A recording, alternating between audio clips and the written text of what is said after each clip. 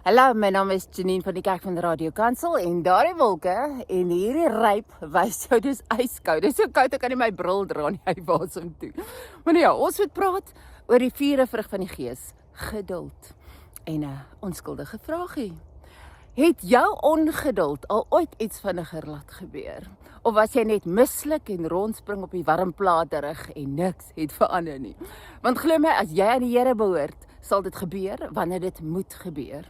En ons sal soveel meer vreugde en vrede hê as ons tog net geduldig kon gewees het. Wat dan nou vir jou sê, ja, die vrug van die Gees werk saam en alle vrug van die Gees gaan oor vertroue, vertroue, vertroue. Want geduld sê dat ek dink dat God se tyd is perfek. Dat hy weet wat hy doen en dit sal gebeur wanneer dit moet gebeur.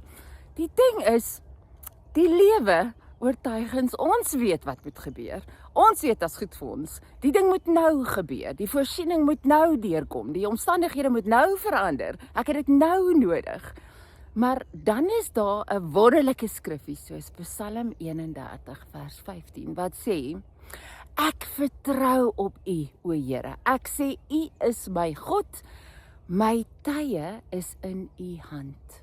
Die vertroue ding sê dat die Here weet meer as wat ek weet. Dat volgens my inligting moet dit nou gebeur, maar volgens sy inligting is daar redes en omstandighede en goed vorentoe en goed om my waarvan ek nie weet nie. So, ek sê, ek vertrou op U, want alles werk ten goeie mee vir die wat U liefhet en geroep is na U welbehae. Hoe's dit vir 'n lewensskrif? 2 in een video.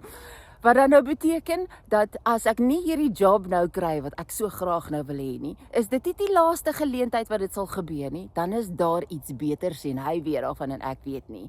Miskien voel jy, as hierdie ding nie nou deurkom nie, gaan ek 'n geleentheid mis wat nooit weer gaan gebeur nie. Hy sê, as jy maar net weet, vertrou my, vertrou my, vertrou my. So, kom ons bid daarvoor, as jy nie geduld het nie, jy sê vir die Here, ag, tog, die verkeer sal soveel makliker wees as ek geduldig was. Die familiekuier sal soveel beter gaan as ek net meer geduld gehad het. Here, gee my asseblief geduld. Wel, dan bid ek en jy saam daarvoor. So, vrug van die Gees nommer 4, geduld. En ek het nie geduld nodig nie, ek het lang asem nodig, want dit is Saterdag, ons moet ver gaan hardloop.